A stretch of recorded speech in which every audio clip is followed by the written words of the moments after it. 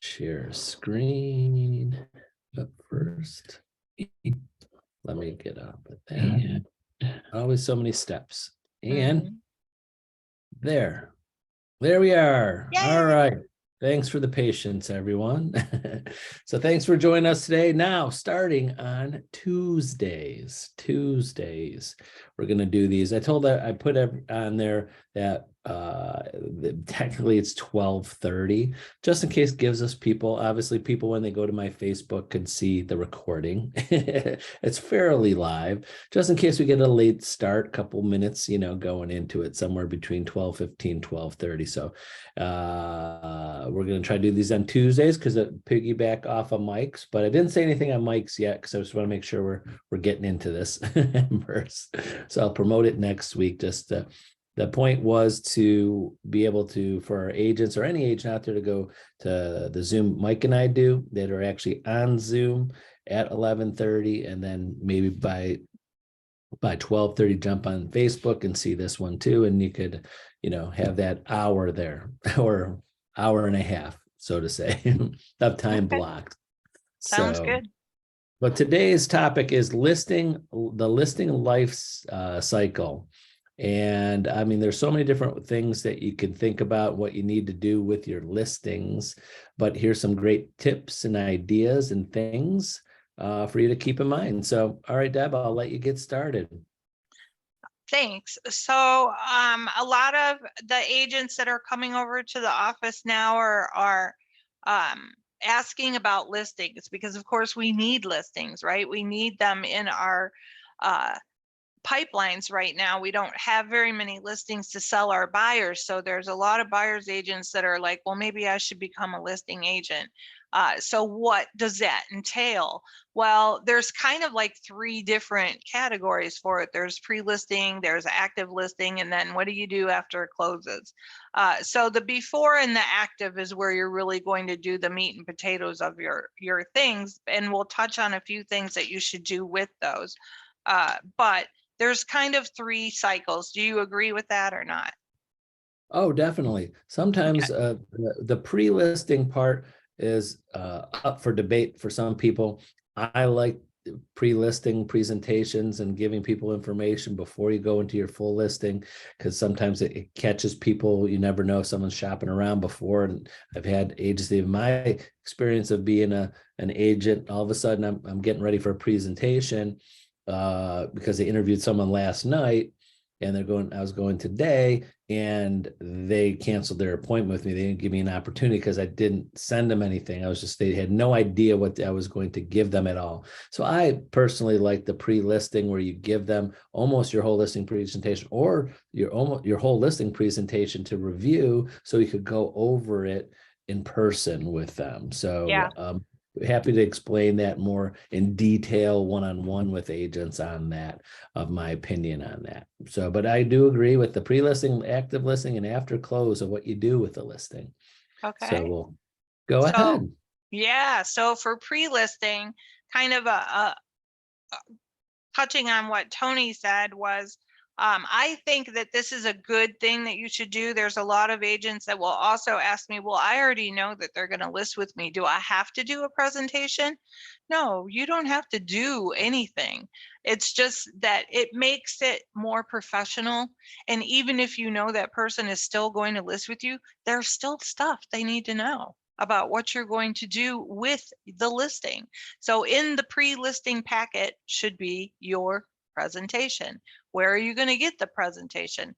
You're going to get it, if you're with us, in Moxie Present. Moxie Present has it already there. There's over 50 pages that you can choose from to make your presentation stand out the way you want it to. In those 50 pages, there's multiple things in there that are said different ways. So it just depends on how your personality wants to portray through there. You can also include a CMA with that listing presentation if you wish. That's part of the 50 pages, or not. You might be talking to someone that you're not even sure if they're going to sign with you. So maybe you don't want to give them the numbers. of what's going on on their street and such like that. That's fine. You don't have to do that. You can just give them why do they want to work with you? Well, because you have the unique property site, which is your digital website that gets created for you. I'm talking about HomeStar agents now. And if you're not with us in any of this perks or interest, all you got to do is give us a call, right, Tony? Exactly. And one of the things about having a listing presentation, and just like you said, that a lot of agents don't use them because they think it's a slam dunk. They got their friend, their cousin, their brother, their sister. they go, I already got it. And we know, right, Deb? We both know that a lot of agents don't use them because we're getting listings, and not as many agents as we would like to be trained on how to do a listing presentation. So Yeah. they're just going out there with printouts, or even on their computer or whatever, of just MLS printouts of comps, and that's it. So this is the reason why I feel that over the last few years it's gone down with listing presentations, because agents feel their job is just to sell the house. So they go, wow, I put the house on the market, we got offers, we sold it, my job is done. No, you didn't get a chance to explain all the back end things that you did, all the different marketing you did. So how is that person, whoever you, even your own sister or brother, going to explain all the things you did in with people around them? Like, they're just gonna say, oh, Tony sold my house. Well, they might be talking to other realtors, someone else that they know, and they go, well, they didn't do that. They can't even explain anything that you did other than you sold your house. Right. Also a presentation, which why they'll come back more, because you're going to need it if it takes longer to sell the house. What happens when it takes you a month, 2 months, 3 months to sell a house? Everybody that they talk to, your sellers, are going to talk to friends, relatives, and they're going, why is it taking your house so long? You might want to talk to my other friend that's a realtor. If this happens a lot when you're under a listing agreement, sorry, going off on a tangent. Nope. But no other agent is ethically supposed to call your seller up and talk to them. But a lot of agents don't know. Sellers are allowed to be proactive and call other agents, and agents are allowed to talk to them if they get called first. Agents don't have to say, sorry, you're under a listing agreement, I can't talk to you. Most agents do that to be professional, not to give out free advice and be in mix. But if a seller reaches out to an agent directly, a referral of someone else, because they're checking on your work, the first thing I would say, if an agent got a call from a seller that's under listing agreement saying, do you have a listing? Do you have a listing presentation? And they're going to usually say, no, I don't. So that's another reason why you have to have all that backup to keep the sellers happy, know that you're working in the background, and to keep that listing just in case and it goes to expired. You can't do a listing presentation then. You already lost the business. They're probably going to go through someone else. So hopefully that made some sense. Right. Not only does it talk about you, but it also talks about the things that you're going to do for them.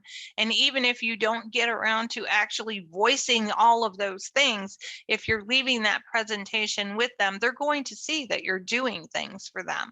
Right. So, but again, you should be talking to them about that. If the person is like, I'm going to list with you, you don't have to go through with this. Well, I'm just going to leave you this literature just so that you have it as a backup. So now we're talking about, okay, so they signed on the dotted line. What do we do now? Well, you need to have a marketing plan.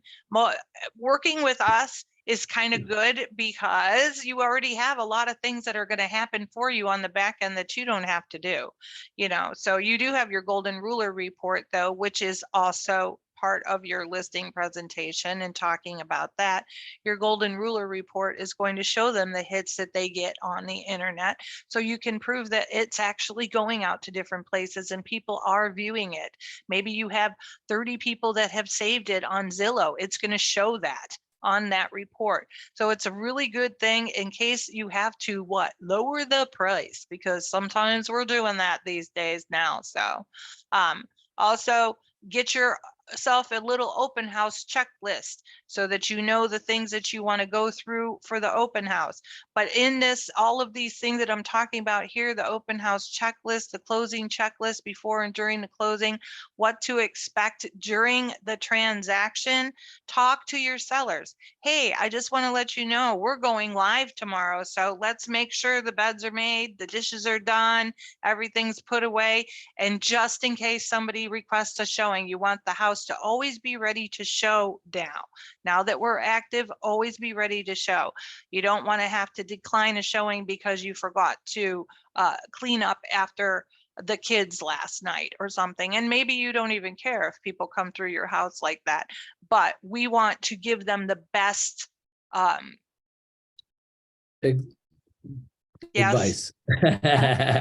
Also, something to think about is when you have a listing, the main point, well, other than selling the listing, the next most important thing is use that listing to get more business. That so many times agents are selling houses within a day. They're not doing any just listed, just sold postcards. They're not going door to door. They're not having any open houses. Some agents, and this is not required, some agents sells in a day, offer on day. They're running out there. Again, I'll just give you one major tip: running out to their sign and putting a pending sign on their sign right away. A pending sign on a sign is not required. So I tell agents, why would you put a pending sign right away? That's just saying, don't call me. For the next 3 or 4 or 5 weeks, whenever it takes to close, don't call me. It just you could put a pending sign. So you get all those calls. Of course, when potential buyers call you, say, I'm sorry, the house is pending. Now you're looking, then you go into your whole sales of getting more buyers. The pending sign right away, I don't understand whatsoever. I don't know why agents do that. It's just like saying, don't call me. They just want to show the public. They usually want to say, well, I want to show everybody that it's sold. Well, that'll happen when it sells. Or Yep. put it up the last couple days. You don't have to say pending all the time. Or, I know, I tell the agent says, if you're getting way too many calls and it's cumbersome people calling you, then put a pending sign out there just to stop the calls. But there's so many different other ideas we can do. I mean, we just want to give you some basic things, but definitely talk to Debbie or myself, and we'll go over more things that you can do with your listings to get more business on that. Next. Once it's closed or right before it's closed, go make yourself a little closing checklist or go over it with your sellers. Make sure you have everything organized, that you know when the truck's going to come, when you're going to get into your next place, and follow up with yourself in your own checklist on I have to get with the buyer's agent to see how we're going to transfer keys. How am I going to get my lockbox off the door and get my sign out of the yard?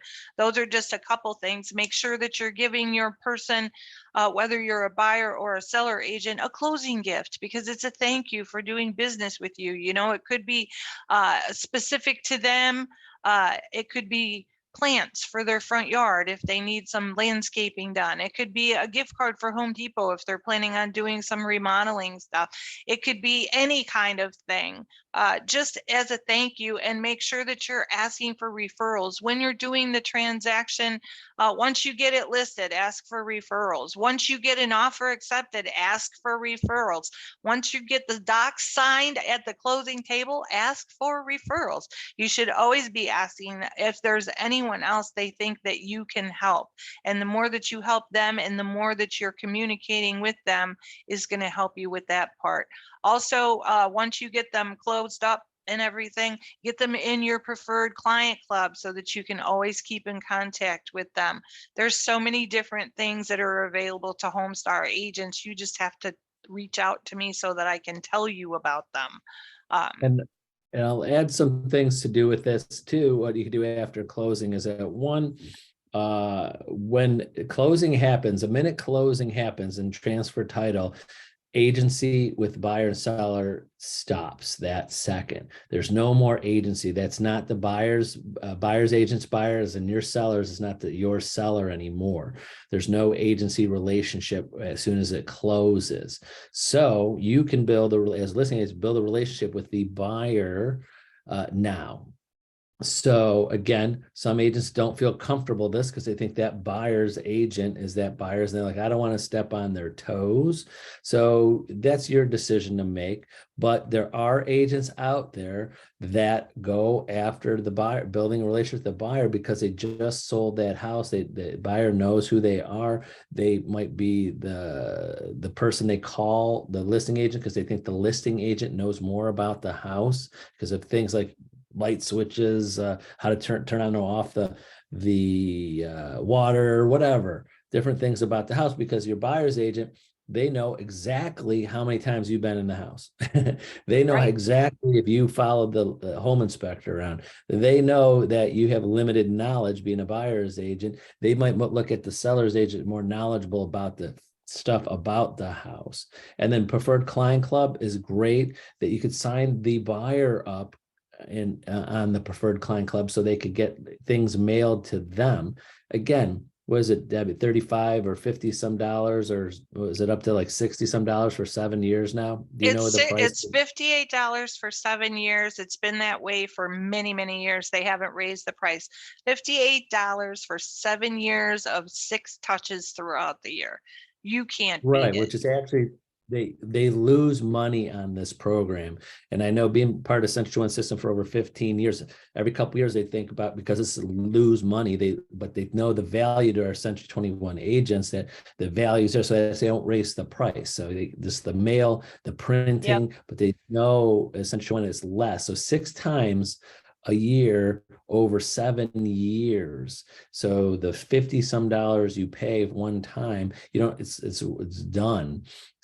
You got commission. Spend the $58 signing up the buyer, the house you just sold, and sign the seller up wherever they're going to. And it's just stuff that goes to them automatically. You can't lose. You have the money. You just made money. Use money to invest back into it. I wish if I had the guts as your broker, I would make it required on every house. But I'm not going to do that. You're independent contractors, but that's how important I think it is to stay in touch with people. And guess what? 85% of realtors get out of the business every 5 years. So I tell our listing agents, that buyer's agent, if these people move the people that just bought that your listing, if they stay in there 5 to 7 years, there's an 85% chance their buyer's agent is out of the business when they're looking to sell this house. Why wouldn't you invest in that percentage return on that? Because usually the first request, well, that's their agent, they're going to go through that agent when they sell the house. That is completely, I think 95% of people don't use the same agent that sold them the house. So you have 95% chance they're going to pick a new agent. Why not it be you? Yeah, right, exactly. All right, next is just our classes coming up. Our classes, yep, we got some classes of fair housing, listing secrets, appraisals, working with buyers, condominium information, and then of course John Dewey's doing fair housing again on June 13th. As we get more of those core classes scheduled throughout the year, we'll have them on there too, because a lot of people want to know about those. So these are all online. You have to be present and have your camera on when you're in those classes. And I know Mike Ferrante said he's going to try to schedule another core law class soon. Some agents have been asking about that. But just to confirm the 3, because we had this question earlier today, is the 3 core classes that you have to take is core ethics, and civil rights / fair housing. So some agents get confused. Do I take fair housing and civil rights, or fair housing and civil rights? No, it's one and the same. It should be 3 hours. Civil rights, fair housing is all one and the same of that class. They just call it sometimes something different, but just always remember law, ethics. The other one is the third one. Yeah. Or the different one, fair housing or civil rights. They might call it something different there. Yep. And last. So this one is just a little inspiration for you guys. You can post this on your social or keep it to yourself, but you do not rise to the level of your goals. You fall to the level of your systems. So if you're not using your systems, you guys, you have the chance of falling off of this big crater right here. So use your systems. If you want to know about our systems and you're not with us, all you have to do is contact us. All of you who are with us, you have a ton to back you up. Okay, so all you have to do is use it. Exactly. Well, thanks for joining us, everyone, today on our first Tuesday, and we'll keep going with the Tuesdays. And always reach out to either of us, and we'll be happy to go more in detail and help you out, especially with listing presentations. We have so much good information. Basically, I feel, and I think Deb, you feel the same way. If you have one of our great listing presentations with all and know how to present it, you should win every listing. You're going to lose listings if you don't have any presentation. So you might as well take advantage of the best presentation. Yeah, and the good thing about ours is you can make it as a template and go in there and just use the same thing over and over again and just change the CMA part out and who it's addressed to. So you don't have to make a new one every single time. That's a better, just start to go off on a tangent. What I used to do, your listing presentation is not all is not your CMA. That's different. That's part of the listing presentation, but your listing presentation is about you and about your marketing and everything you're going to do, and Century 21 does for your listing. The CMA is a different part, but some agents get that flipped around. So you should have a great presentation that anytime anybody asks, give me a listing presentation, really shouldn't take you more than 5 minutes to get. You have it. It's just stuff that you should be able to send out. The comparative market analysis. So example, if a possible seller calls, say, hey, I'd like to meet with you. What the things you can do for me?